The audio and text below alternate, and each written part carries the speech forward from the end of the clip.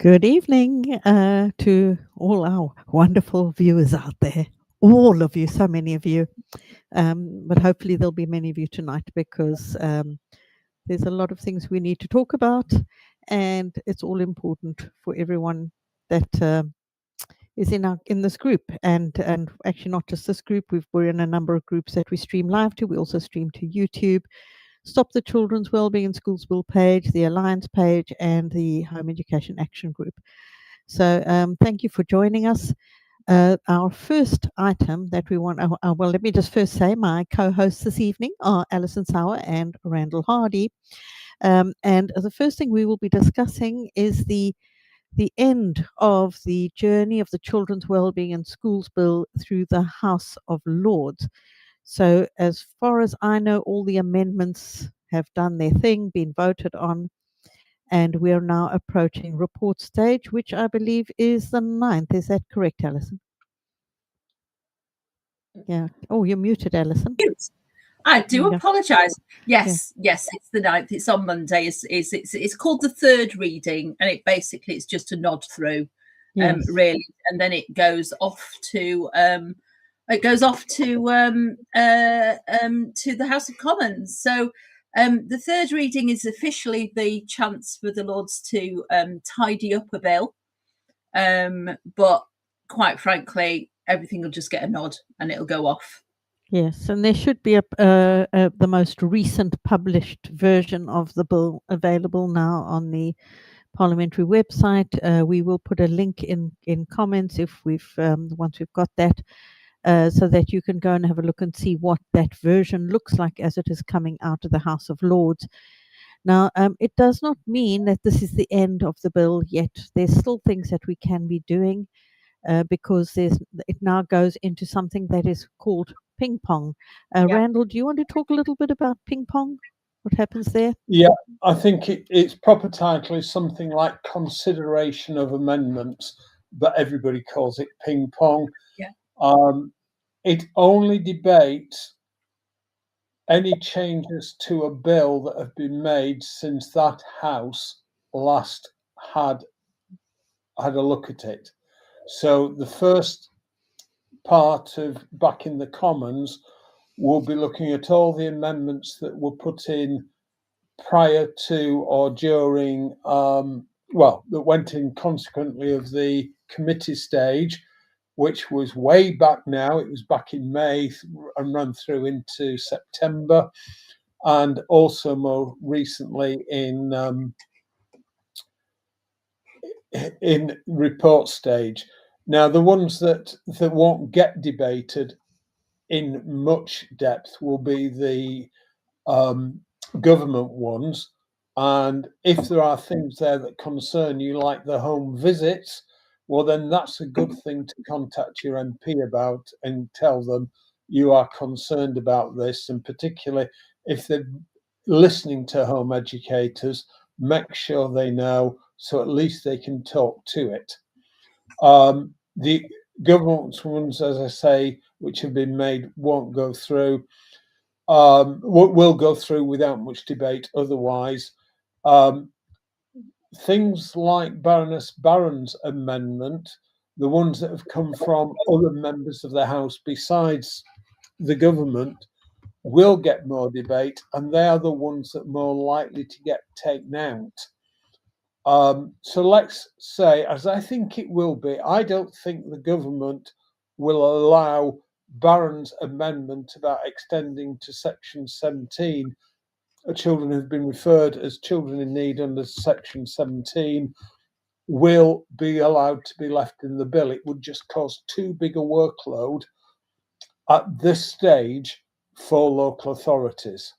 And so that will probably get taken out. And if it does, and with any other amendments that get taken out, like social media bans, telephone in schools bans, if they get rejected in the Commons, the bill will have to then come back to the House of Lords for them to consider the changes that the Commons have made. And if they disagree with those changes, they can remake them or they can adjust them slightly to make them more palatable. And then the bill will go back to the Commons. And this is why it's called ping pong. It's a game of table tennis, one side of the one side of the building to the other. Eventually, after several rounds, if the Lords are being awkward, the Commons can throw its weight around and says you have to accept it this time, or we'll bring in another act, and they will. The Lords will. But it's only when that process, and we have no idea how long it will take. We're obviously interested in a few amendments that have gone through about children not in school registers, but at the same time, there's lots of others that have been made to other parts of the bill. I can't see them doing the first round of ping pong in a day. It might take 2 or 3 days. I have absolutely no idea when they will start it. One thing to bear in mind that might have an effect on it, at third reading, if you've looked at the amendments, there are 2 amendments in there concerning Wales. And there was meant to be a debate and a vote in Wales at the beginning of this week to give legislative permission for Wales to be included. Now, that vote got delayed because members of the Senate realised there was going to be these 2 amendments put into the bill, and they said, how can we give permission to something we don't know what it says? That appears to be what went on. And so they're now going to debate it at the beginning of March. The government don't have to wait till then to start ping pong, but they might decide to, or they might say, well, we're not going to get to that part till ping pong, so it doesn't matter. Or they might simply say, we aren't going to, these aren't going to be rejected because they're government amendments, so we'll just carry on. But there is a possibility of delay in ping pong. I don't know how long it will take, but I would think, given everything, all the signs are they want this bill through before maybe Easter, or certainly before Commons adjourns. No, it doesn't adjourn, but what does adjourn, the Welsh Senedd has got elections for new members of the Senate and a new government, and they adjourn on the 8th of April, a month before the elections, and they might want it all wrapped up for Wales to have in its inbox by then. No idea, but that's the process. Only debating the things that have been changed by the other house. So a lot of it will, the second and third rounds of ping pong will be quicker than the first one. Do you think there's scope, Randall, for if people write to their MPs about this bill, about the amendments that Baroness Smith added around home education and the registers, do you think there's scope for where an MP might call out on one of those if people write to the MPs and ask them to raise it? I would encourage them to do it. I would encourage them, and particularly about the obnoxious things, the things like mandatory, almost mandatory home visits. Those, especially, or if you've got Conservative MPs, write to them about that and say this is going too far. If you've got a Labour MP, let's use Barron's amendment as the excuse for that, and say this is unworkable and things, so that they are at least hearing something they can get behind, and that may help people to build up a relationship with the Labour MPs or even the Green ones. Yeah. So we will be at the end of this session. We will talk about some actions that you can take, what you can do about all of these things. So we will come back to some of that a bit later. Is there anything else we need to add about the bill at this stage? I know you can go and read Fiona Nicholson's Ed Yourself page. It's keeping things up to date. So if you want the latest, do go and follow her blog for the latest information about that, where she explains it in a really clear way. So the other big thing that has really got a lot of home educators really angry this week is Keir Starmer made a speech in Hastings Was it Friday? No, it is Friday now. What was it, Wednesday? Yesterday. When did he? Yesterday. Yesterday. Yesterday. And there was only just a couple of lines that he said about home education. He didn't even call it home education, he called it homeschooling. And these lines, for anyone who is listening and paying attention, are somewhat offensive to us as a home educating community. Now, Randall's going to just talk a little bit about that and why we should be concerned about what Starmer is saying. Yep, thanks, Julia. Now, there's a link will come up later to where the speech can be found. It's written out very strangely. It looks to me like Downing Street now cannot turn teleprompt language into English and put it into paragraphs. So what you see there is a line-by-line version of the speech as Starmer was reading it off the teleprompt. And the 3 lines in we're talking about, and I need to explain what the it means, but I'll read the 3 to you first of all. It says, it means tougher regulation of homeschooling because schools are so important for integration. And so we need a higher bar for people who want to opt out of that responsibility. Now, what does that really mean? Well, first of all, you've got to see the context. It was part of his 3rd point in his speech, and that begins, we need to be more vigilant in asserting British values. And then he went on about calling out those who want to divide us, whoever they are. And he talks about hard right, far right ideologies and Muslim ideologies. Doesn't mention left-wing ideologies, but there's those around as well. And he talks about racial hatred and racial communications. He talks about the Palestinian state. And then he gets to a point, and he says, and so frankly, we do need to be much clearer as a society about what we expect of people and that responsibility and the responsibilities that come with rights. That means much stronger powers for the Charity Commission to shut down the charities that promote extremism. And there has been some argument in the media about the charities that are funding extremism, either financially or in thought. So that was his first thing. And then his second thing, which kind of came out of the blue, I wasn't really expecting him to mention home education at all on this occasion. It means tougher regulation of homeschooling, as I read earlier. And then it talks about making sure everybody learns English. And that's the general drift. So what's he going about? Where has this come from in the flow of things? Well, those of us who are long in the tooth like me are very aware that this accusation of homeschooling being connected with extremism isn't new. There may be some screenshots coming up in a minute. There's the first one is homeschooling loophole sends children into the hands of extremists. Ofsted Chiefs warn. That is from 2017. And if I remember rightly, it was talk like this that got Education Otherwise to do some research into extremism and home education.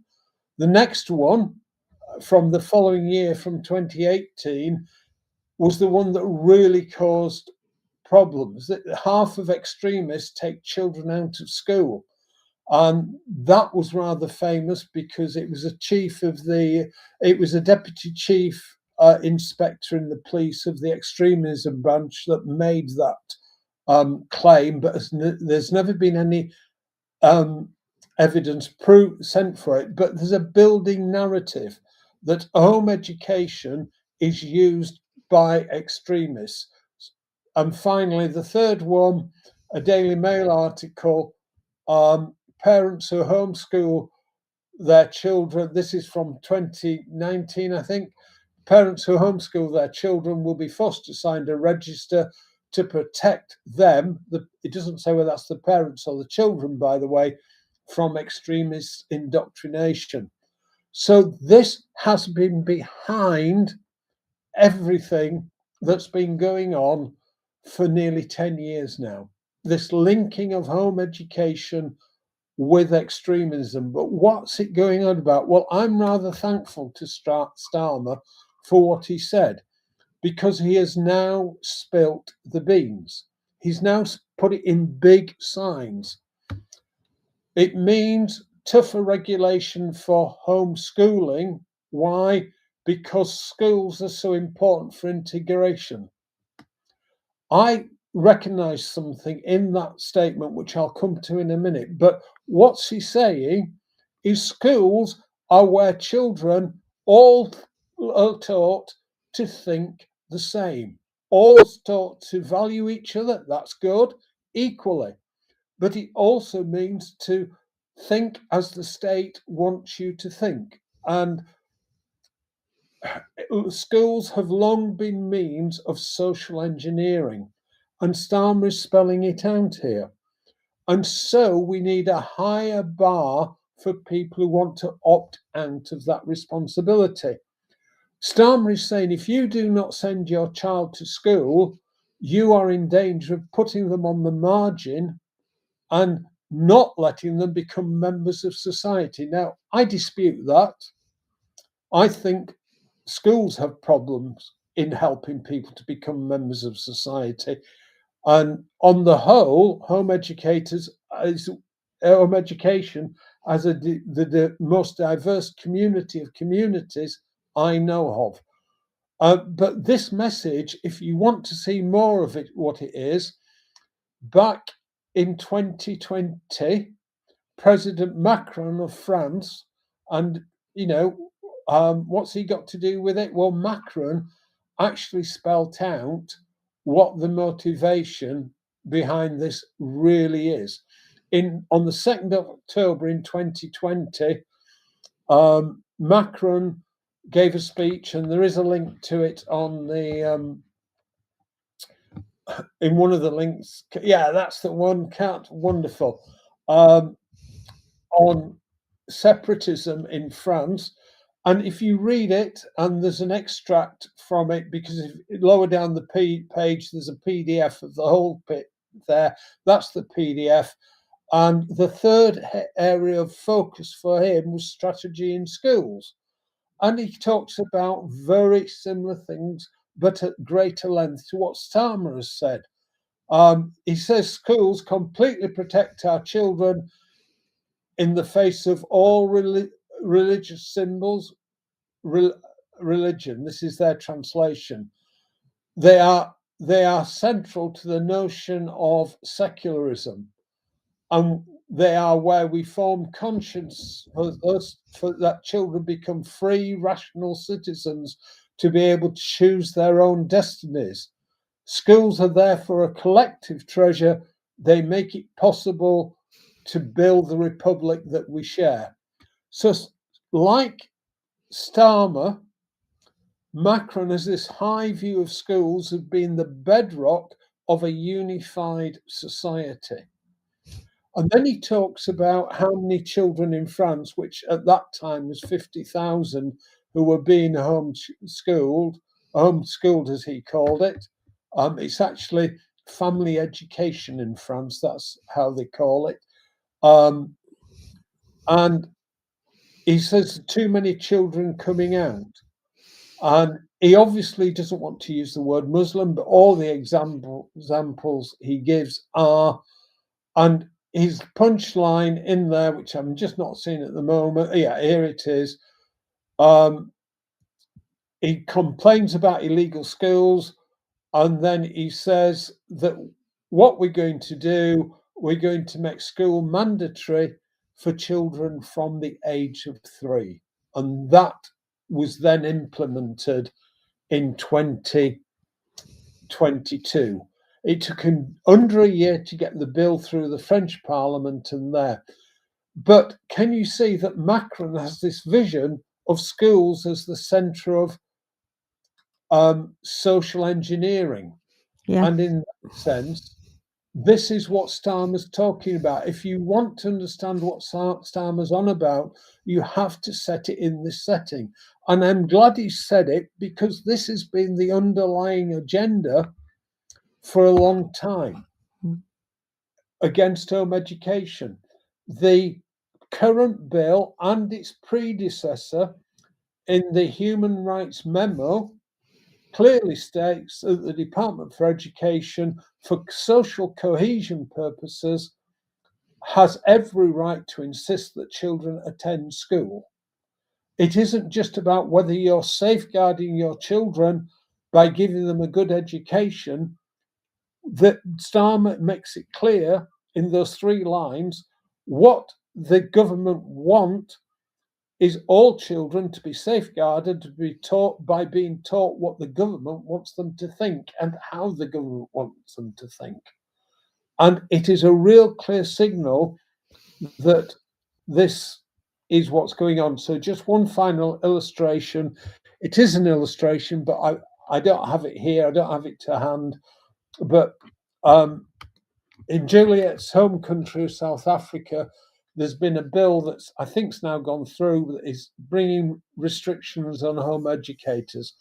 And in the early days, there was a wonderful cartoon that was produced, and I'll try and get it so it can go in the notes, of children sat at a desk in a row, and they've got different speech bubbles, and the teacher's coming along with a pair of scissors and cutting those speech bubbles into the same shaped rectangles. And that is what they're wanting to do.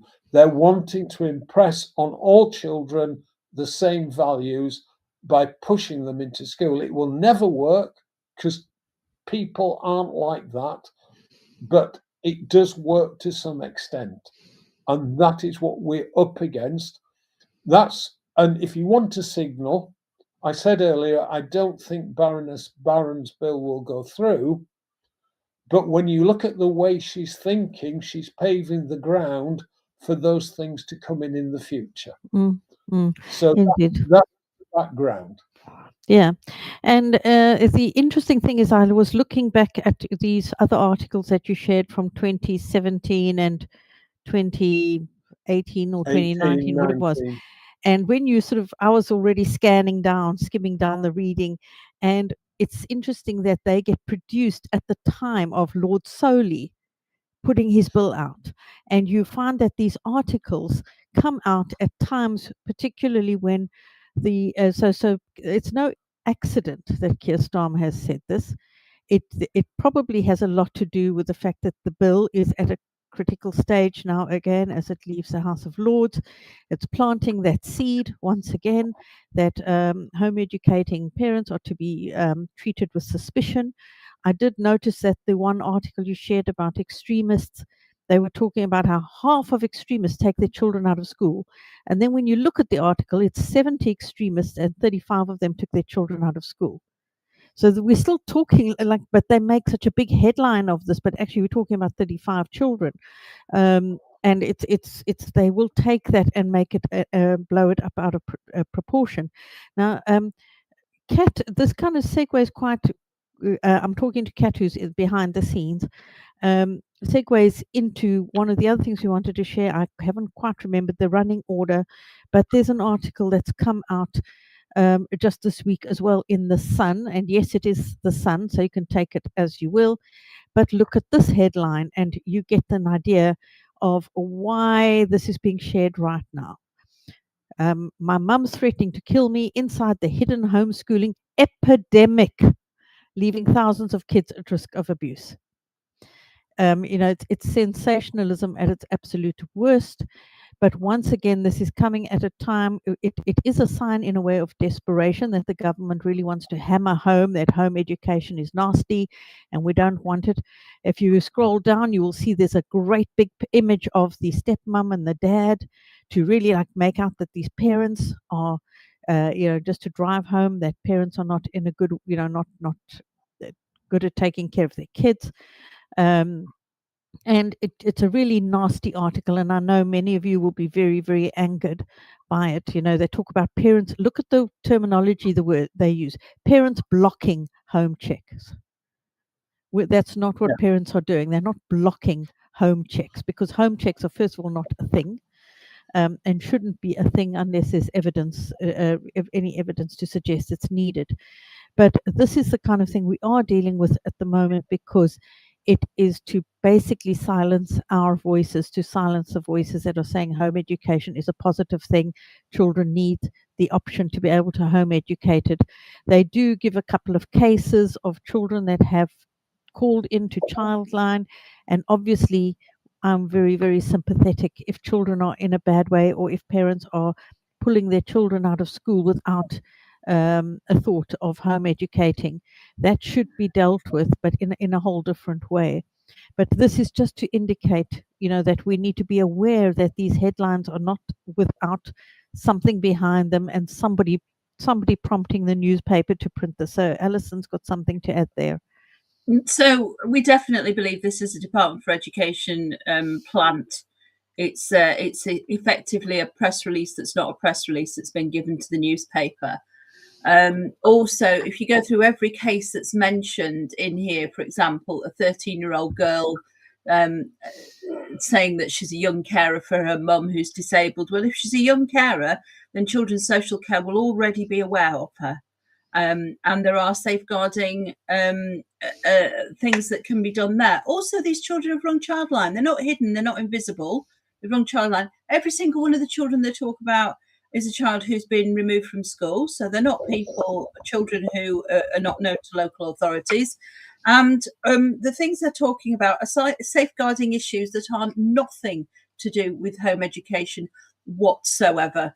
So, but like you say, Juliet, the language within it is really, really awful. The Sun has found online forums where parents actively encourage others to stop local authority officials from checking in on their children's learning environment. I mean, there's about 43 wrong things right there. Every word in that sentence appears to have. Yes. Because also they've said things like to calling home education an epidemic negative, puts it in a negative light as well. So it's really important to even though these articles make you angry, it is important to engage with them, and if you can, write a letter to the editor to address and to correct some of these misconceptions. Randall. Two things about this article. It's actually putting together of two things. You may remember that in October, the NSPC, or November, the NSPCC did a report. Yeah. But first, all this about Childline is taken out of that report. It is. If not directly, by speaking to the authors and getting some more background, but it's all taken out of that report. The second bit is there's quite a lot in there by the Children's Commissioner. Yep. And she's lobbying for even more things. So it may be Department for Education, technically, or it might be Children's Commissioner, but as she's based in the Department for Education's building, we know what we're talking about, right? So it's basically a lobbying piece. You have to remember that editors like to be getting on well with the government and the civil service. They don't like to be upsetting them. That's why they won't carry positive stories about home educators. They only want the negative ones because they know which side of their bread is buttered on. But do write in to the Sun. If people mention it to you, don't be frightened to defend it. This report done by the NSPCC was really lobbying for more funds for local government, because what the councils are frightened of, they're going to have all these new responsibilities, and the Department for Education are actually saying, well, you've got nothing, you'll have no extra work to do, so we're not going to give you that much extra money.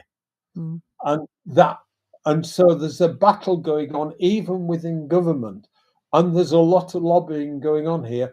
what surprises me is, given where the bill's at, and unless there are major political earthquakes, and right now there's a lot of major earth tremors going on in the political circles, unless there's major political earthquakes, then this bill's going to go through, barring a collapse of government. Really, that is what it seems like. So this is actually saying, for the next round, they want to jack it up even more. And it really is. It's a pathetic article. It is there to panic the public into siding with the government. Whether somebody, after Starmer opened his mouth yesterday, said we need to get something out or not, I don't know. I haven't even looked at the date on this. I only saw it about half an hour before we started. Published 5th, that was yesterday at lunchtime.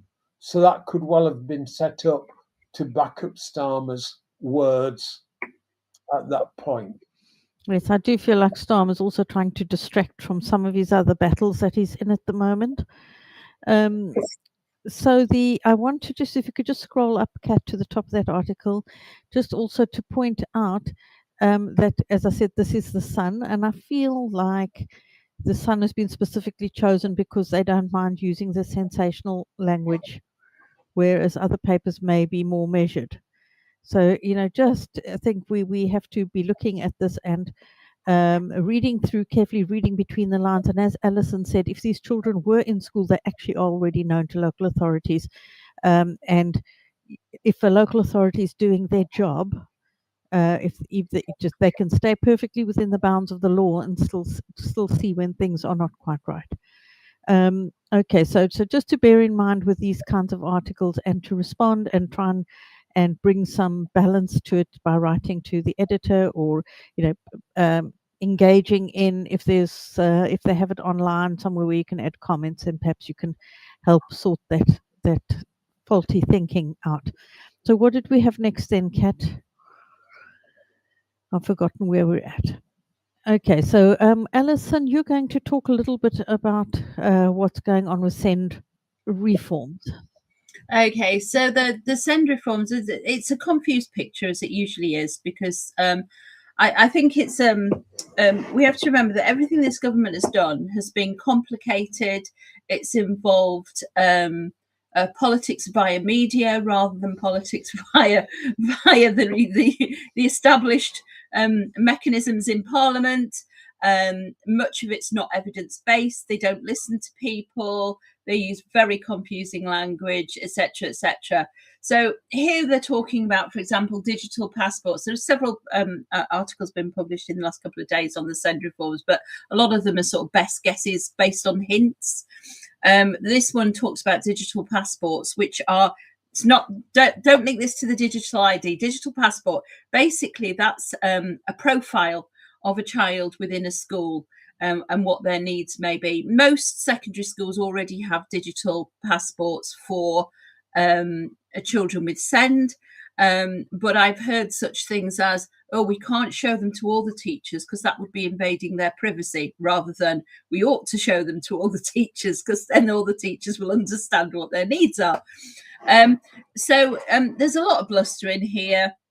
There's a lot of news about trying to reduce the special school places, or at least not increase them.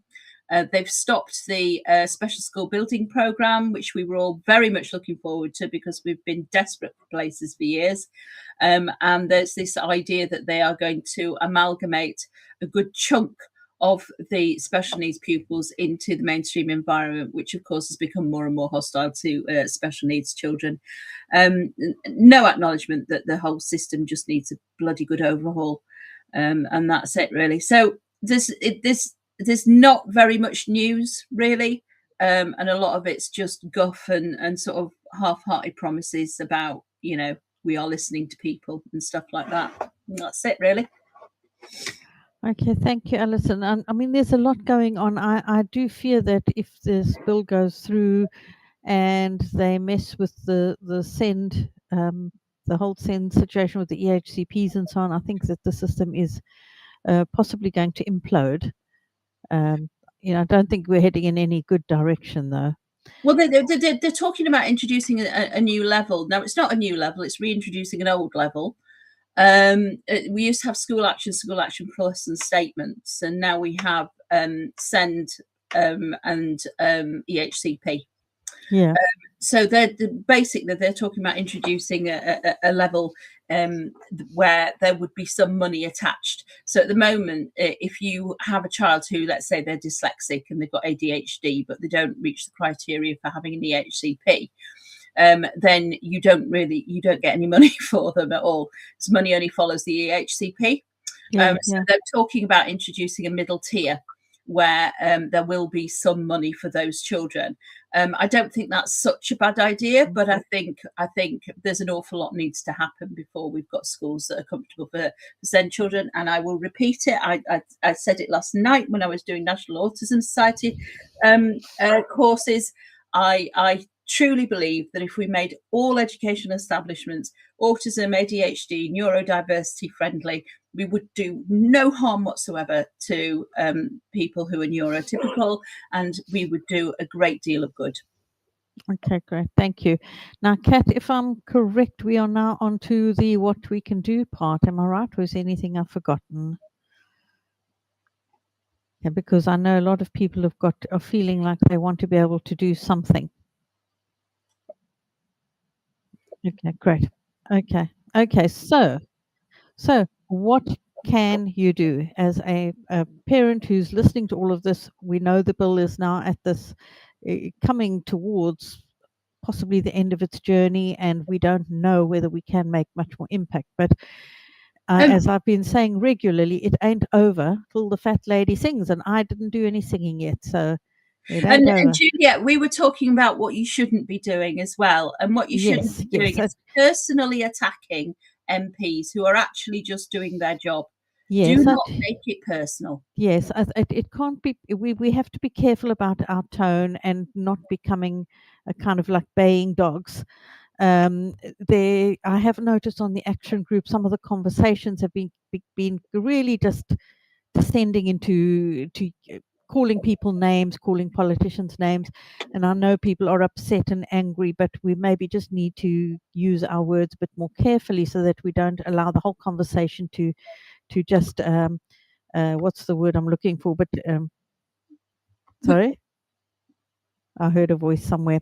Okay, we undermine our own argument. We undermine our own argument if we go down that route. Yes, we need to maintain the moral high ground and so on, because there's nothing wrong with what we're doing and we are in the right. So here's an action you can do right now, because Valentine's Day is coming up very soon. Now, some of you may remember our Christmas card campaign. So what we've done is we've designed a few Valentine's cards so that you can send your MP a love message. And they've got different messages like have a heart this Valentine's Day. And on the inside, there is a message to say, and speak out now to get the children's wellbeing and schools bill scrapped. Yes to children's wellbeing, no to the children's wellbeing and schools bill. And then there's two other designs. Now we will be sharing with you a link, and it is shared in the action group. There's a link to a Google folder. So if you go and look on the action group for the post about the Valentine's Day action, you look in the comments, there's a link to a Google folder.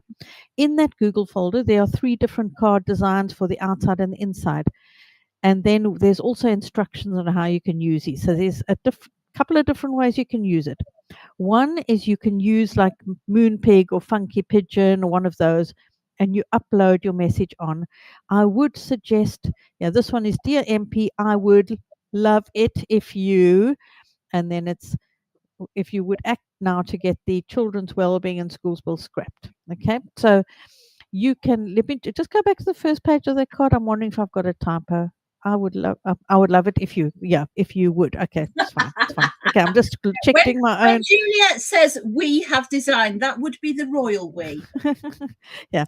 So so now you can upload these designs onto Moonpig or Funky Pigeon, but I would suggest that if you've got space in the card to add your own message, such as to mention parts of the bill that you dislike, And so maybe just choose one or two things and explain why a home visit, for instance, wouldn't work for many children and that kind of thing. So just you don't make it long, keep it simple, but choose one or two things and add that into this message.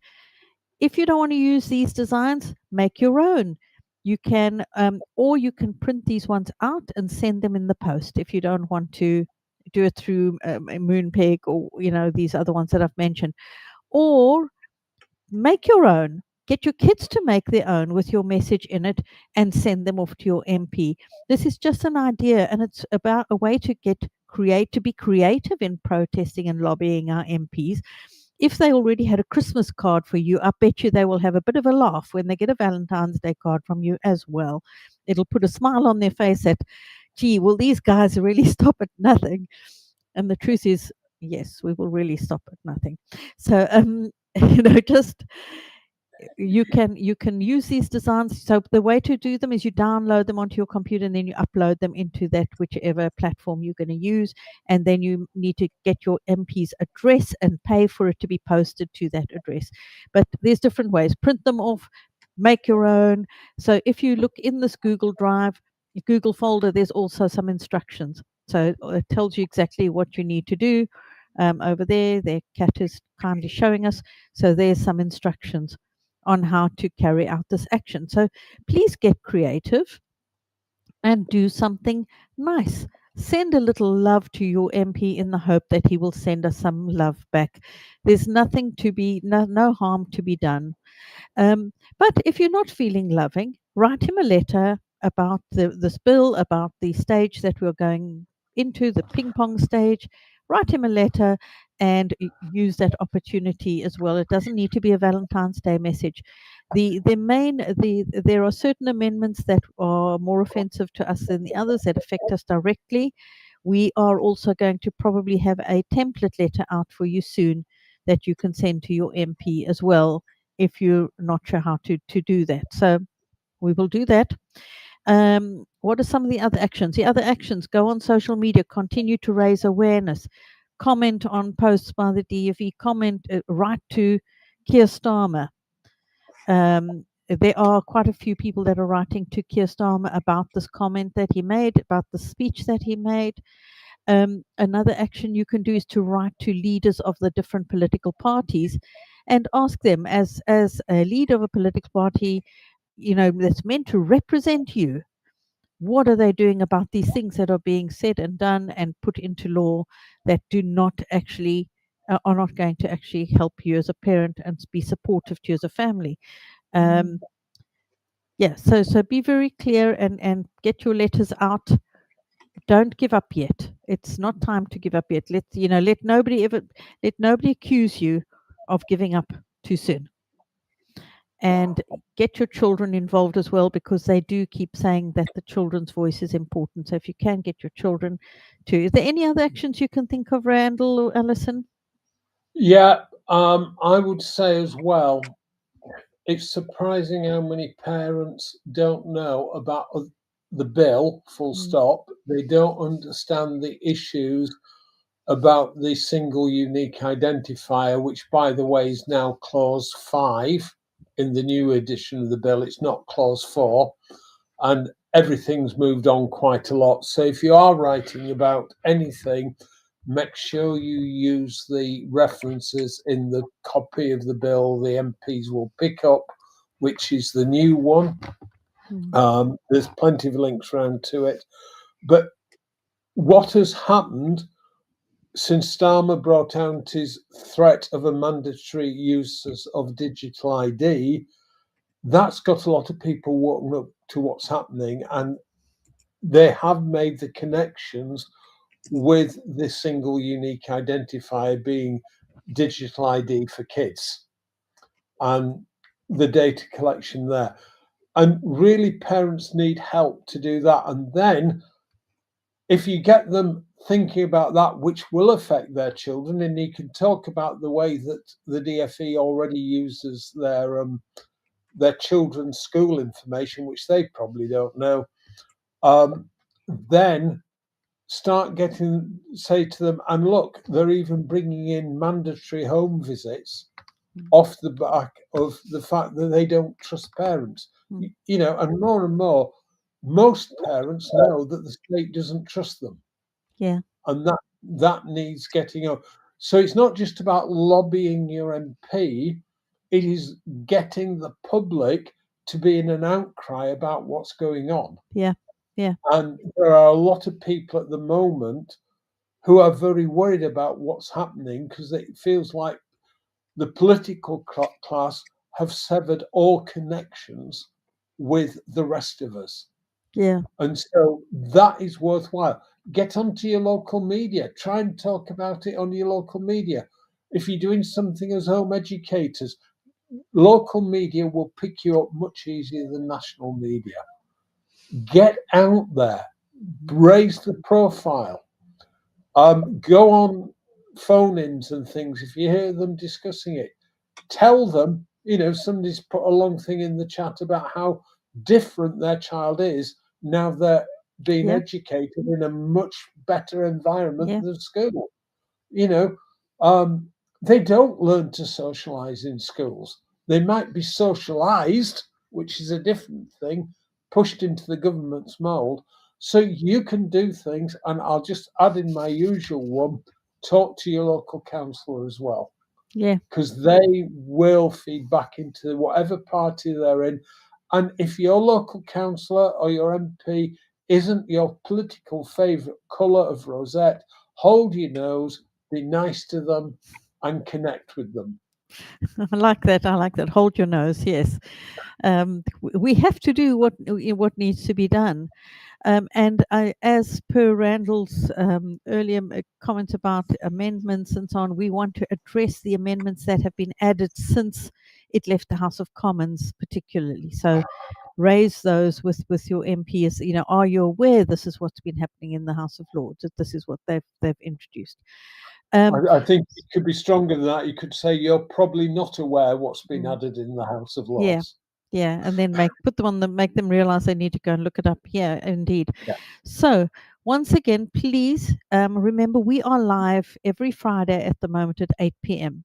So that is what a standard thing. So if you don't want to miss these updates, you can actually put in the comment underneath this exclamation mark notify, and you should be notified every time we go live. So you can do that. And the other thing you can do is put I'm gonna have to ask Kat again now. Is it exclamation mark subscribe? I want to say to get the Substack, to the link to Substack. Hopefully, Kat will tell me in a minute.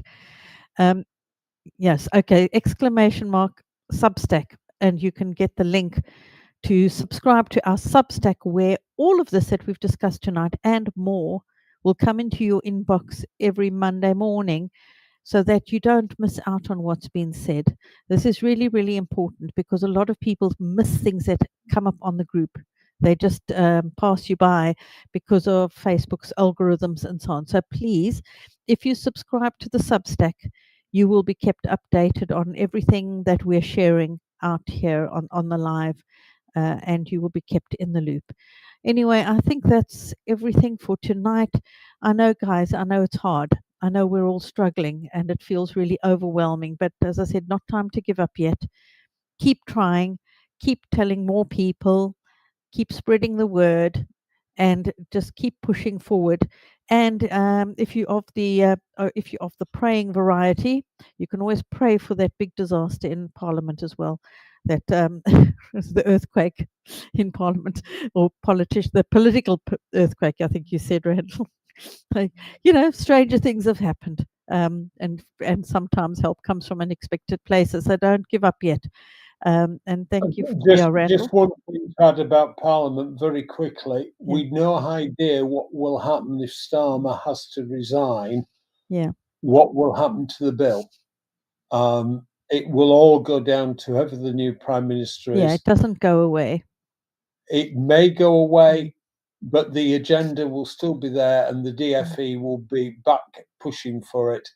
It may do. It may Yeah, carry on. we But may just get a reprieve, but Yeah. But the thing is that we need to be changing hearts and minds in the long term.